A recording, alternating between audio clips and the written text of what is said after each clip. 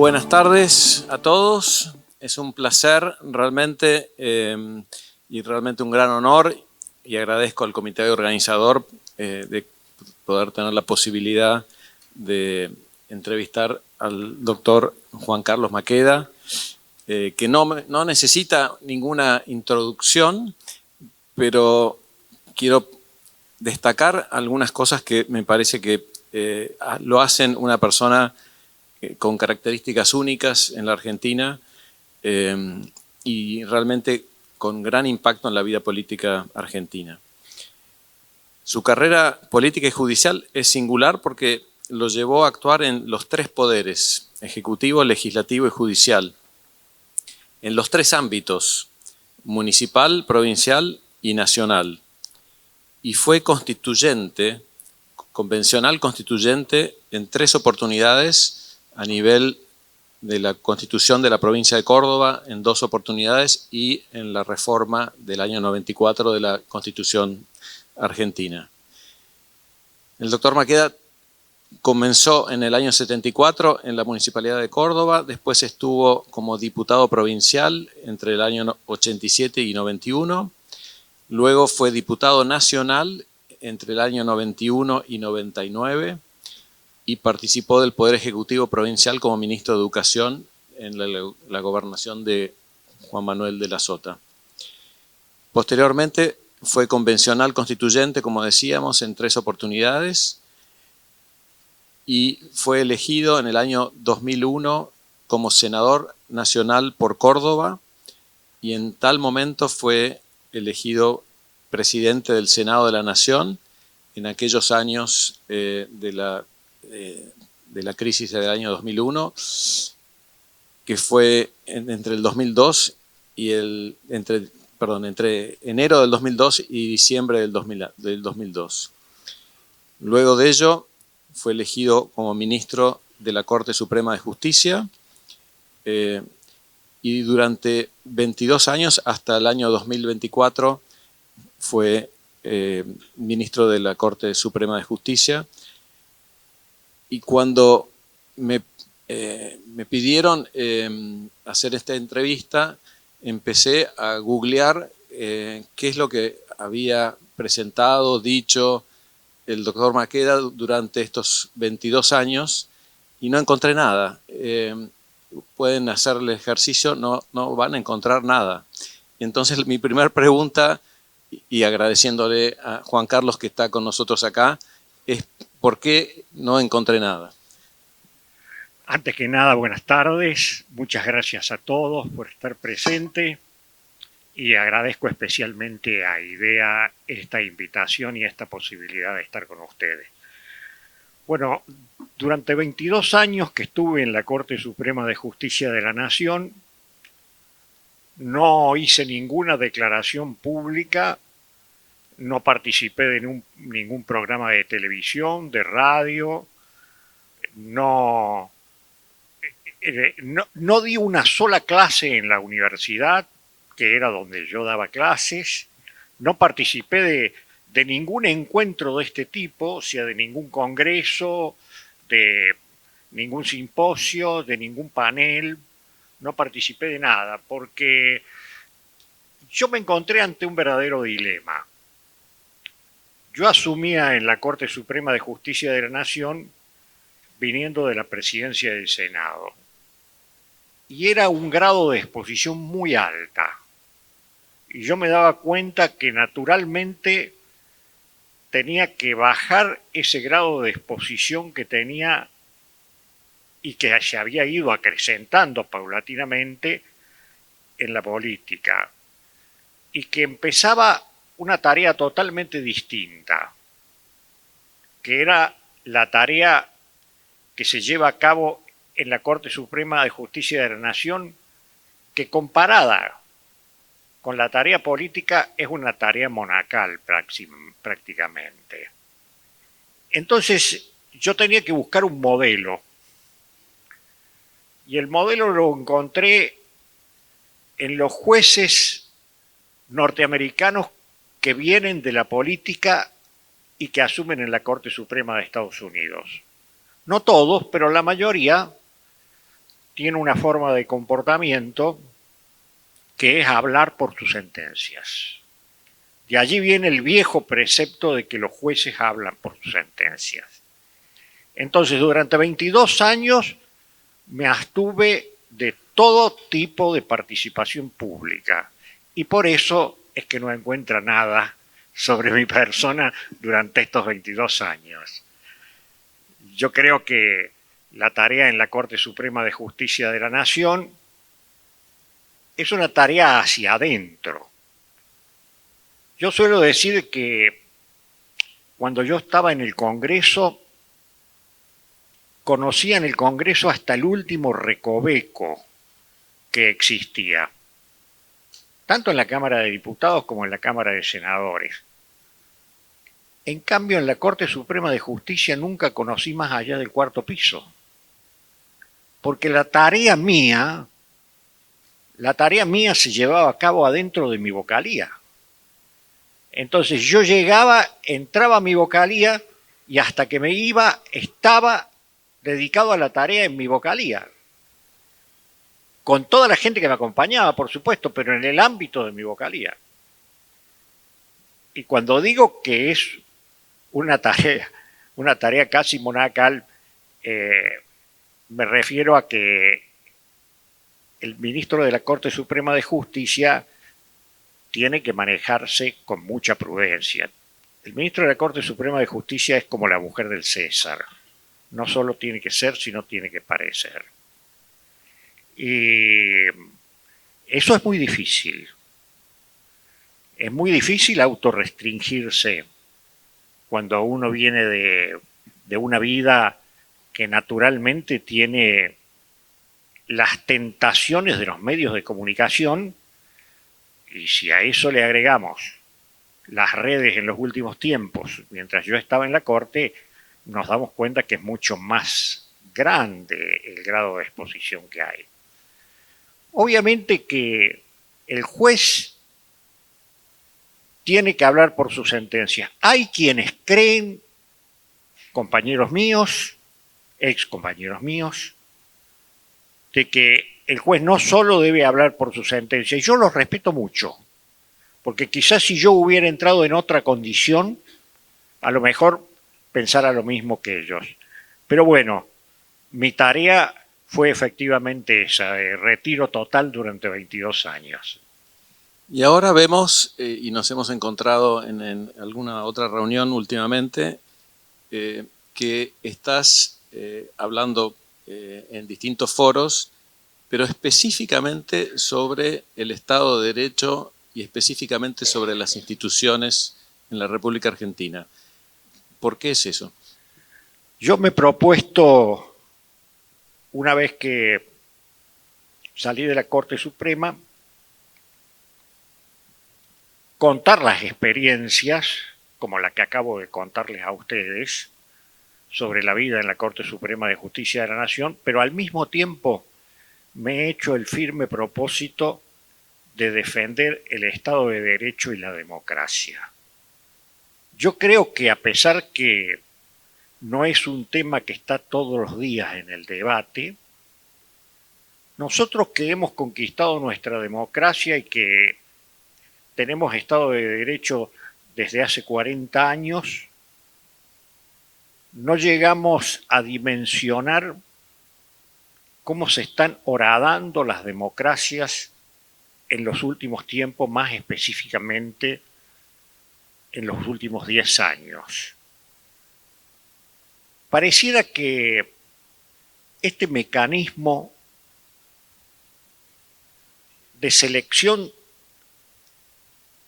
de los magistrados, y cuando digo magistrados me refiero específicamente a diputados, senadores, presidente, vicepresidente, que es la democracia, es respetada solamente como método de selección. Cada vez son más los lugares en el mundo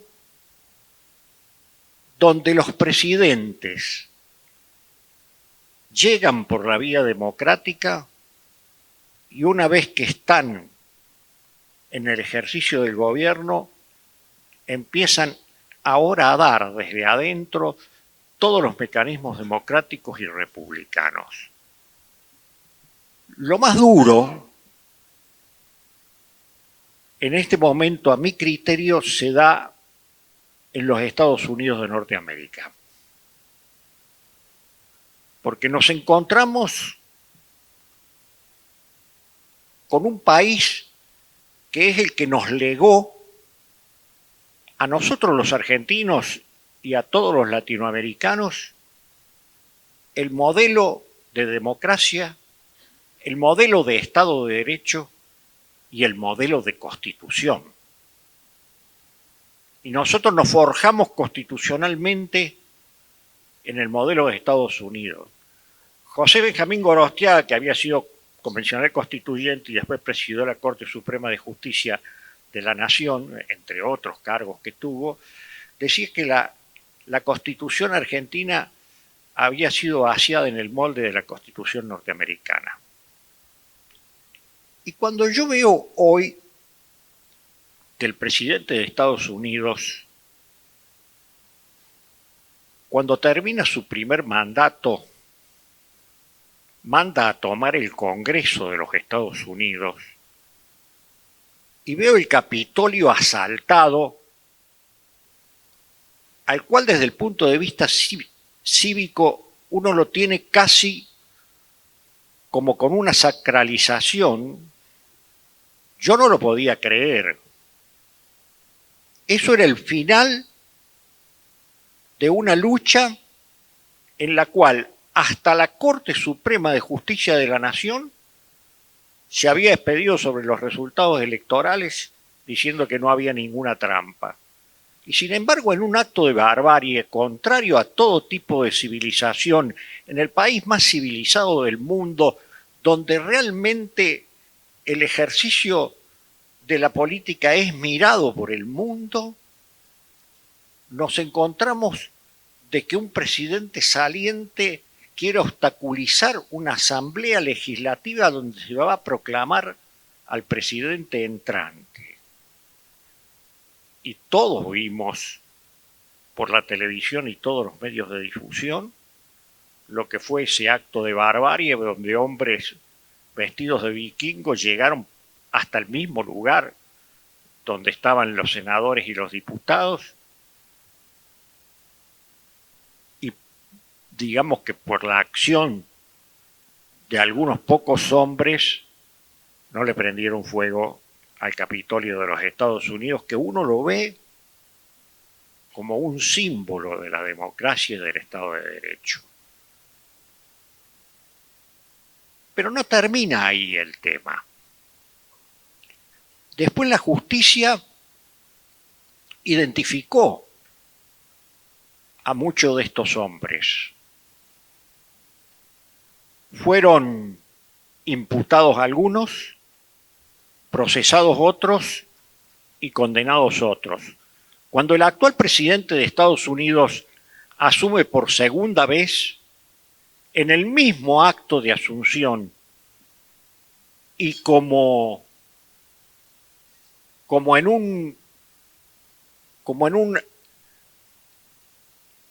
un acto de reivindicación a esos 1.500 hombres que habían sido imputados, procesados y condenados por la justicia, dicta un indulto por encima de lo que la justicia había determinado con cada uno. O sea, los exalta, los pone como hombres virtuosos, a pesar de que se quisieron llevar puesta la democracia. Y esto porque estamos hablando de un hecho en particular. Podríamos hablar de muchos hechos, pero creo que este es el más significativo de todos. Me parece que no es solamente un tema que se ve en Estados Unidos, porque cuando hacemos un análisis del mundo, en Europa misma, que ha sido una civilizatoria, nos encontramos con que personajes de la talla de Orbán, Víctor Orbán en Hungría, Kaczynski, los hermanos Kaczynski en Polonia, Erdogan en Turquía, están horadando la democracia desde adentro con sus actitudes permanentes. En el caso de los polacos, modificaron la Constitución para dejar el poder judicial atado a las decisiones del Poder Ejecutivo. Subordinaron la justicia al Poder Ejecutivo. Víctor Orbán ya lo había hecho. Cuando asumió, se apoderó del Tribunal Constitucional, que es el órgano judicial más alto de Hungría. Y Erdogan hizo una cosa peor todavía. Cuando llegó, echó a todos los jueces. Y después que Turquía quiso reaccionar contra esa situación, hubo un baño de sangre. Esto por no hablar de Putin, donde todos y cada uno de nosotros sabemos en qué ha convertido el espejismo de la democracia soviética. Y digo soviética, no digo rusa, porque realmente tiene las metodologías que tenían los soviéticos. Y si a eso le agregamos un estado teológico en Irán, por decir un estado teológico y no decir un estado terrorista también. Y vamos agotando la mirada y nos encontramos con que en el mundo las democracias están realmente en peligro y los estados de derecho están en peligro. Y yo quiero decirles que así como en otros tiempos no había modelos autocráticos que reemplazaran a la democracia, hoy en nombre de la democracia hay modelos autocráticos que se están llevando a cabo en el mundo, porque la democracia tiene muy buena prensa, tiene muy buen nombre, y en nombre de la democracia se dejan de lado los principios republicanos. Quizá la sublimación de esta situación tan difícil es la República Popular China. Dice un escritor inglés y norteamericano, profesor universitario inglés y norteamericano, Martin Wolf, en un libro que realmente se los recomiendo, que se llama La crisis del capitalismo democrático. Él dice que antes no había modelos donde el capitalismo y la autocracia funcionaran juntos. ¿Por qué? Porque el capitalismo y la democracia funcionaron juntos durante 2 años. Al principio, difícil, durante el siglo XIX, pero en el siglo XX y sobre todo después de la Segunda Guerra Mundial, el capitalismo y la democracia se desarrollaron juntos. Hoy hay un modelo que no se precia de democrático, sino que se precia de autocrático, que es un modelo, un sistema de partido único, que es el Partido Comunista Chino, que convive con un capitalismo, y ese capitalismo es exitoso. Y este autor, un hombre del derecho, de la economía, del periodismo, lo ve como un verdadero peligro que realmente tanto el capitalismo como el autoritarismo puedan funcionar juntos y que paulatinamente en el ámbito democrático de los países democráticos se vaya abandonando paulatinamente las democracias para convertirse en autoritarismos. Gracias. Cambiando un poco el tema, quería llevarte al tema de la elección de los miembros de la Corte. Vos participaste en el comité de redacción de la reforma del año 94, cuando se lleva a la mayoría, digamos, ampliada para poder elegir a los miembros de la Corte. Y hemos visto en los últimos años, con intentos también de hacerlo a través de decreto, que esa mayoría no se reúne y consecuentemente tenemos una situación de cortes que no alcanzan al número previsto. Haciendo una retrospectiva, ¿cómo ves que, digamos, que ha generado una posición a favor o en contra ese cambio constitucional que se hizo? Es cierto que en la reforma constitucional del 94 se modificó fundamentalmente el capítulo del Poder Judicial y especialmente la mayoría que se requiere para designar un miembro de la Corte. Un miembro de la Corte en la vieja Constitución de 1853-60 requería solamente, requería igual que una ley normal, de una mayoría simple, que digámoslo en términos matemáticos, la mitad más uno. Hubo un consenso en la Convención Constituyente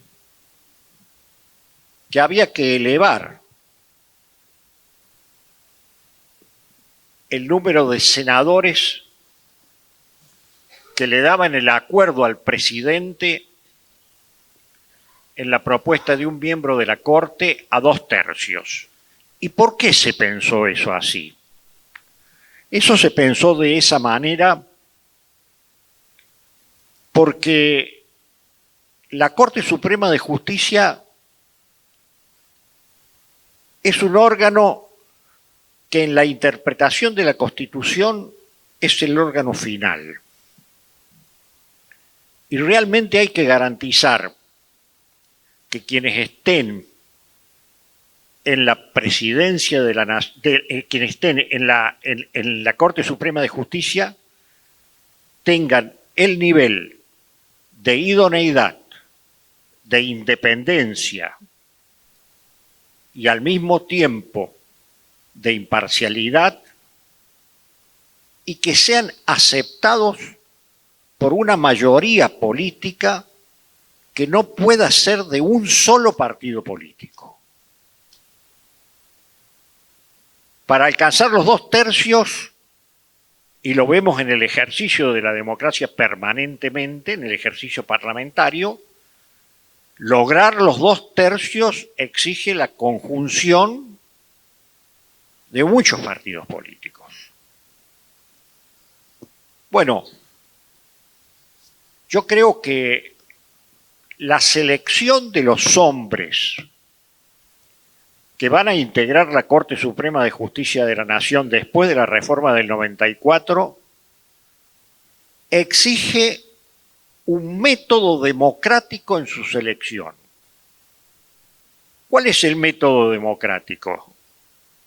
El método democrático es básicamente el diálogo. El diálogo, decía Platón, es el arte de los hombres libres. Y es lo que se está perdiendo en el mundo y en la Argentina en la política. Si no hay diálogo, no hay consensos. Si no hay consensos, no hay posibilidad de designar miembros de la Corte. El diálogo no es rosca. El diálogo es la capacidad de intercambiar pensamientos entre quienes piensan distinto. Y nos encontramos ante una situación en la cual el presidente de la Nación manda los pliegos al Senado de 2 integrantes que no habían sido consensuados. Por lo tanto, estaban ellos mismos en una situación muy difícil. Y esto se corona después de muchos meses de estar los pliegos en el Senado, con que en el periodo extraordinario de sesiones, la presidencia de la Nación, a lo que es un acto complejo, que la Constitución contempla que el presidente propone y que el Senado por 2/3 elige, lo convierte en un acto simple y 3 días antes de que empiecen las sesiones ordinarias o 3 días antes de que terminen las sesiones extraordinarias, los designa por decreto, que es un acto simple. Obviamente que esto es una afrenta al Congreso en general y es una afrenta especialmente al Senado. Y obviamente que el Senado, en la primera oportunidad que tuvo, rechazó esas designaciones, cosa que no se hace habitualmente por parte del Senado. Cuando el Senado no quiere darle la aprobación a un candidato a juez de la Corte, lo deja en la comisión al pliego hasta que viene otro presidente en el tiempo y lo retira. En este caso, lo rechazaron. ¿Por qué? Porque fue una verdadera afrenta al Senado a 3 días antes de que ellos pudieran sesionar, designarlos por decreto. Y yo creo que este tipo de actitudes horada la democracia. Creo que el método de la confrontación permanente no sirve. La democracia está pensada en el diálogo y está pensada en el consenso. O hay diálogo o hay consenso o no hay método democrático, está la confrontación. Y la confrontación ya sabemos cómo termina. Hay otro momento de tu vida política que me parece que realmente tuvo un impacto para todos nosotros y fue en la crisis del 2001, la renuncia del presidente de la Rúa, y en ese momento estabas como presidente del Senado y hubo la necesidad de hacer una asamblea legislativa para nombrar al nuevo presidente. De alguna forma eso se hizo, pero entiendo que no había ningún tipo de antecedente. ¿Cómo trabajaron para poder No hacer ese había cambio? ningún tipo de antecedentes. Realmente fue una situación muy crítica. Renunció el presidente de la Rúa en medio de una convulsión social muy grande. El espectro político estaba muy dividido en ese momento. Nosotros, siguiendo los mandatos de la ley de la sucesión presidencial, inmediatamente convocamos a una asamblea legislativa. La asamblea legislativa tiene la función de elegir un presidente provisional para que termine el mandato del presidente en ejercicio, y ese acto no se había hecho nunca en la Argentina. Por lo tanto, no había precedentes de ningún tipo. No teníamos ni siquiera un reglamento para llevar adelante la Asamblea Legislativa. Y tuvimos que buscar en los anales más antiguos y en la época de Mitre, estamos hablando del año 1860, después del año 1860, 1863, o sea, había un pequeño reglamento de muy pocos artículos que hablaba de la primera asamblea legislativa cuando se constituyó el primer gobierno. Y eso fue lo que utilizamos para la asamblea legislativa, porque si hubiéramos utilizado el reglamento de la Cámara de Diputados o el reglamento de la Cámara de Senadores, estaríamos todavía debatiendo.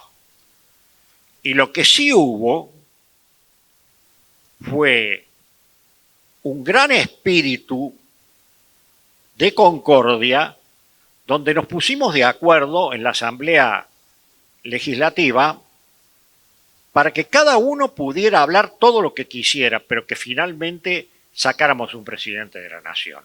Lo que nunca pensamos es que a la semana o a los 10 días iba a renunciar el presidente de la nación y íbamos a tener que tener otra asamblea legislativa. Con el antecedente de esta asamblea legislativa que había empezado a las 9 de la noche y terminó a las 9 de la mañana. Esto como agravante tenía que era el día 31 de diciembre a la noche y había que convocar la asamblea para el día 1 de enero y así se hizo. El primer inconveniente que tuvimos cuando empezamos la segunda asamblea es que en Buenos Aires hacía 32 grados de calor y el aire acondicionado de la Cámara de Diputados estaba roto. Pero bueno, esta pues ya fue una asamblea más corta, que teníamos más experiencia. Hubo una gran participación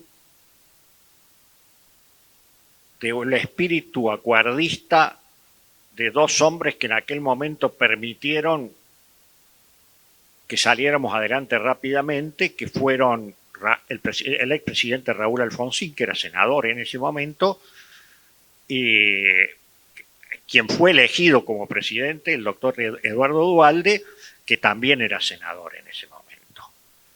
Allí hubo un acuerdo que se trasladó al año que me tocó presidir, el año 2002, año muy difícil, un acuerdo parlamentario para que realmente hubiera un gobierno integrado por miembros de los dos partidos y que se ampliara a otros partidos también, y por tener un gobierno parlamentario. Creo que fue el momento del único gobierno parlamentario que tuvimos en nuestra historia en un país presidencialista como es el nuestro.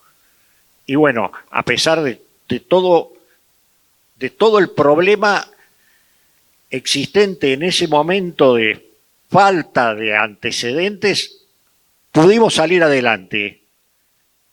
Creo que no hubo los reconocimientos al Congreso de la Nación en ese momento de una debacle realmente, porque la crisis económica era tan grande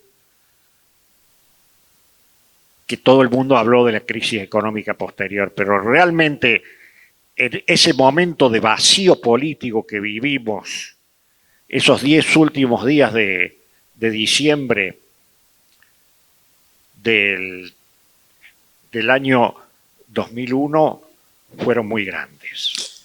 Juan Carlos, ya tenemos que ir terminando. Una última pregunta que en realidad es un pedido, y es ¿qué mensaje nos dejás a los abogados de empresa, a las redes de abogados como la red de abogados de IDEA, en relación al tema de las instituciones y el Estado de Derecho? ¿Qué rol nos cabe? Yo creo que nos cabe un rol activo a nosotros, a todos los que conocemos qué es lo que es el Estado de Derecho y sus bondades, a todos los que sabemos qué es lo que es vivir en democracia y sus bondades. Quizá no haya una valoración muy grande de la democracia porque se le atribuyen a la democracia problemas que se han generado dentro de la democracia, pero que generalmente tienen que ver con la parte económica. En estos más de 40 años de democracia que nosotros estamos viviendo, primero tuvimos la crisis económica del año 89, que era la finalización del gobierno de Alfonsín con la hiperinflación. Después tuvimos la crisis económica de la cual estábamos hablando recién, de la finalización del gobierno de la Rúa. Después tuvimos la crisis económica importada del año 2008, que fue la crisis de las hipotecas en Estados Unidos. Después hemos tenido estas crisis económicas que ya no hace falta ni que las mencione yo, porque las estamos viviendo permanentemente, que la hemos tenido al final del gobierno de Macri, al final del gobierno de Alberto Fernández, y me parece que tenemos que empezar a valorar a la democracia y al Estado de Derecho como un sistema que todavía no ha podido ser superado y que obviamente dentro de él juegan los factores económicos, pero que no se lo puede calificar ni descalificar por los aciertos económicos que pueda tener. Yo creo que tenemos que en la Argentina hacer todo lo posible para que todos los gobiernos que se han apartado de los principios del Estado de Derecho se mantengan dentro de él, porque la Argentina no es una excepción. Hace 2 años que se gobierna sin presupuesto, y el presupuesto, además de ser un instrumento económico, es un instrumento de transparencia económica, y además de eso es una obligación constitucional, porque está en la Constitución. Y ese solo hecho, menciono uno solo, nos da la pauta de cómo estamos viviendo en este momento la situación argentina y por qué, además de tener los ojos, como tenemos todos los días, sobre la situación económica, también lo tenemos que tener sobre la Constitución, sobre el Estado de Derecho y sobre la democracia. Bueno, muchísimas gracias, Juan Carlos. Un placer y un honor tenerte en el cierre de este evento. Y les pido un aplauso para Juan Carlos. El gusto ha sido mío. Muchas gracias.